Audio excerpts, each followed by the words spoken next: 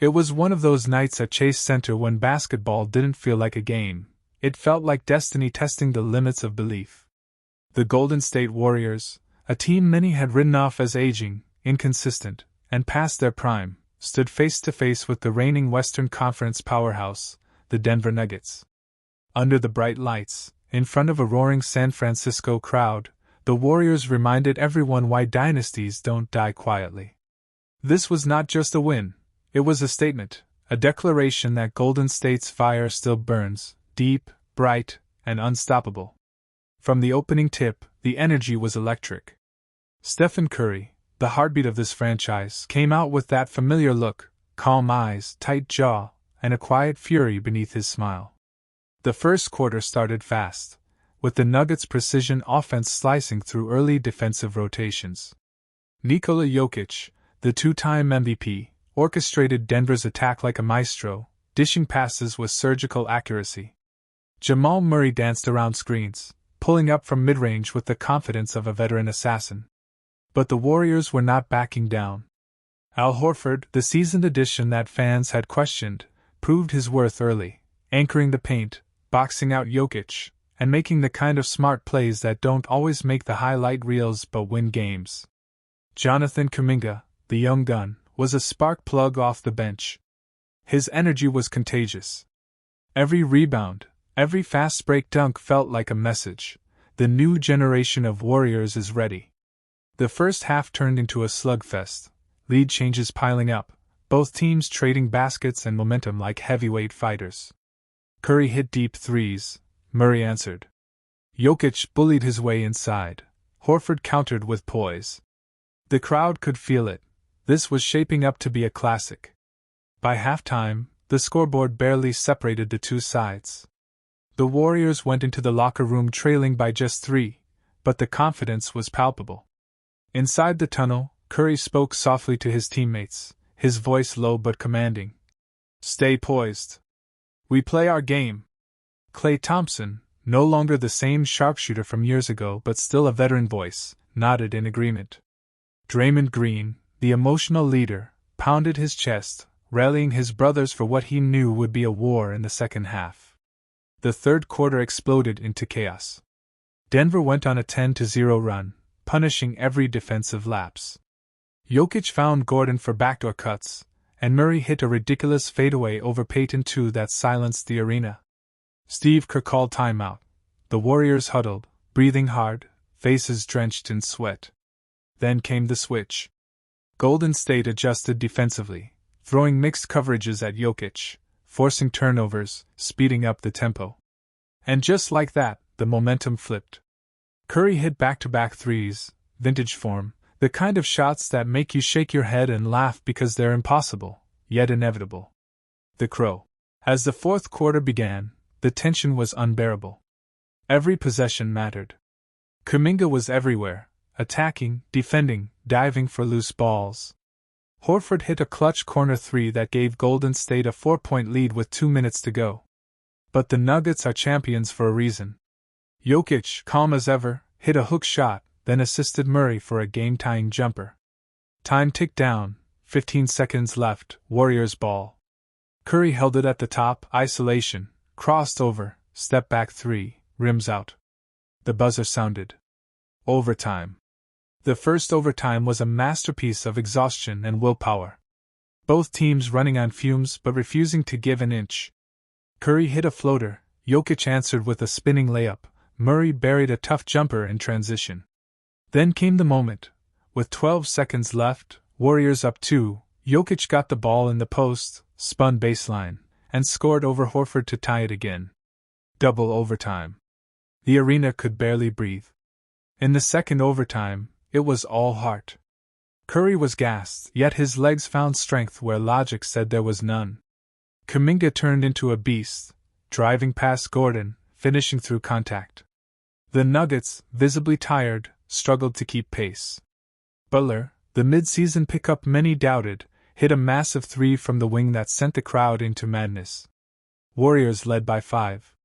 Jokic tried to respond, but Draymond Green's defense was suffocating. Every screen, every switch, the Warriors communicated like a single heartbeat. With under a minute left, Curry sealed it. The ball swung to him beyond the arc, contested, off balance, no problem. Splash. The Chase Center erupted. Denver called timeout, but the game was done. The Warriors had survived, endured, and conquered. The final buzzer was more than a sound, it was a roar of redemption. Players hugged, fans screamed, and for a brief moment, time stopped. Curry raised his hands to the sky, tears in his eyes, not from sadness, but from pride. Al Horford smiled quietly, his veteran presence finally vindicated. Jonathan Kuminga stood center court, breathing heavily, knowing he had arrived as more than just a young talent, he was part of something legendary. In the locker room afterward, the energy was euphoric. Kerr called it one of the most resilient wins he's ever coached. Curry sat at his locker, ice packs on his knees, grinning. "We're still here," he said softly to reporters. "People forget, but we don't." Horford talked about unity.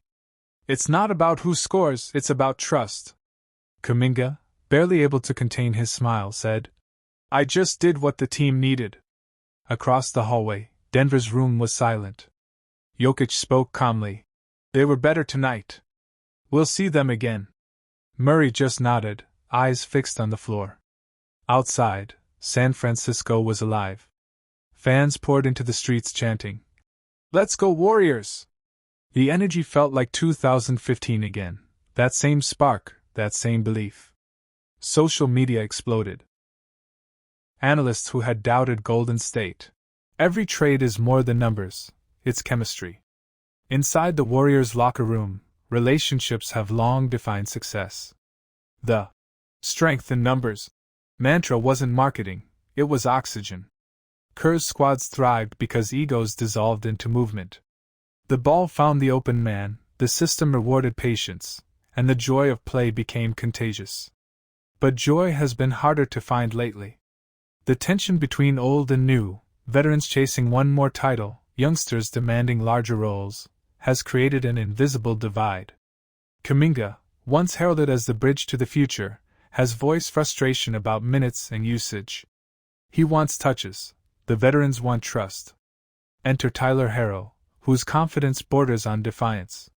In Miami, that energy occasionally grated on teammates, but Butler learned to channel it. "You don't tell Tyler to chill," Butler said during the 2023 playoffs. "You let him cook, then you live with it." Golden State might need exactly that spark, a scorer fearless enough to take shots even when Curry hesitates to force them. The question is cultural. Can Kerr's system, built on harmony, coexist with Herro's heat-check swagger? Assistant coach Chris DeMarco thinks so. "Tyler's edge reminds me of early Draymond," he said. "He competes. You can refine that. What you can't teach is courage." The origin of a scorer.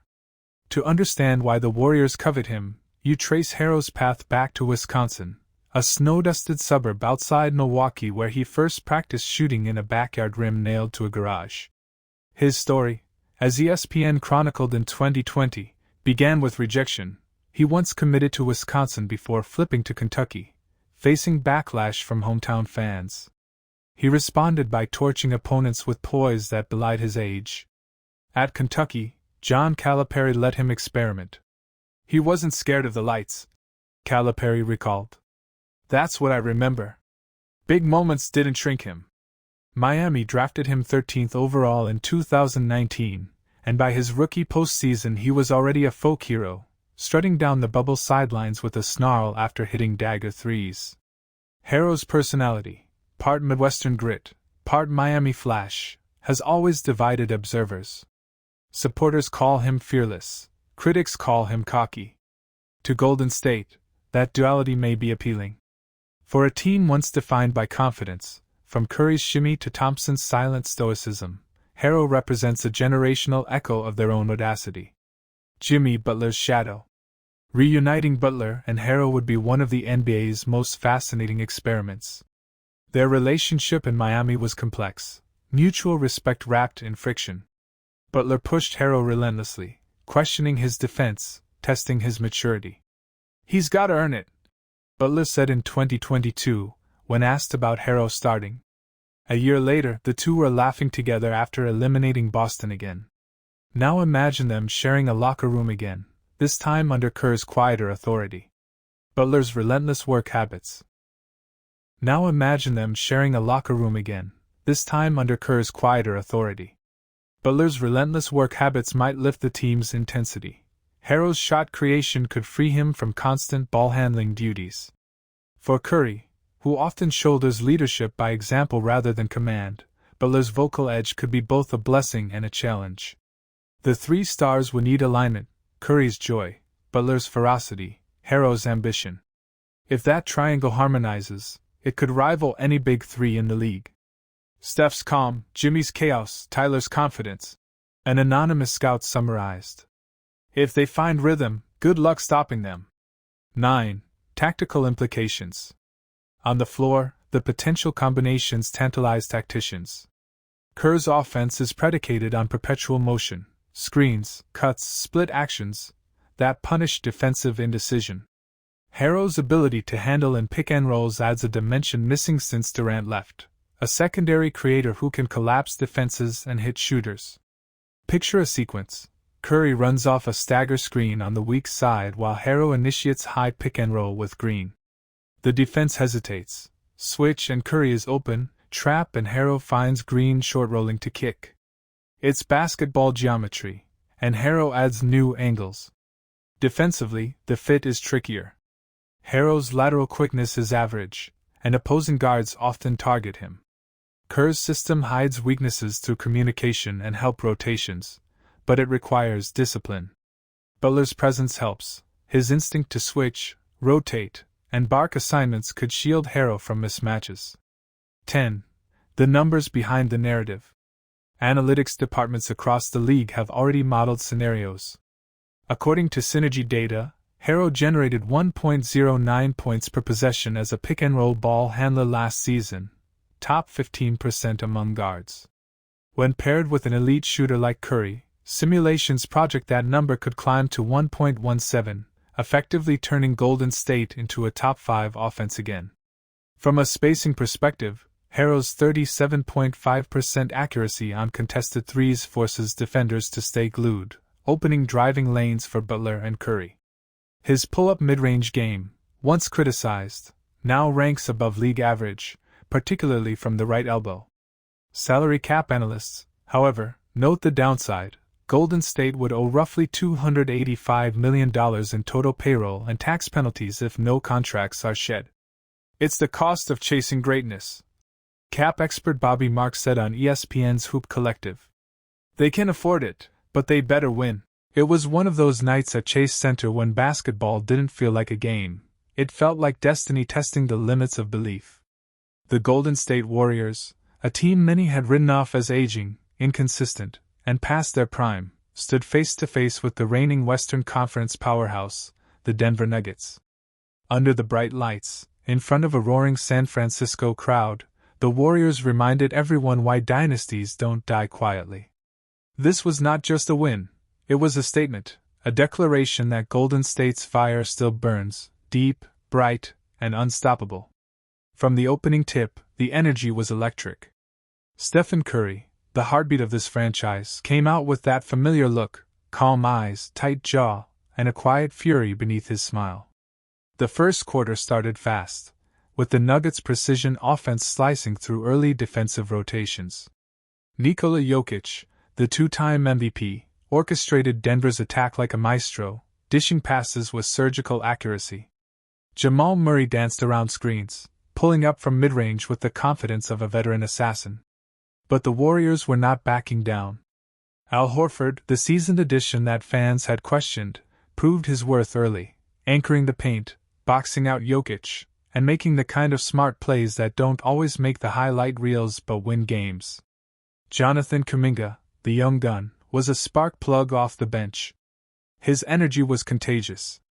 Every rebound, every fast break dunk felt like a message. The new generation of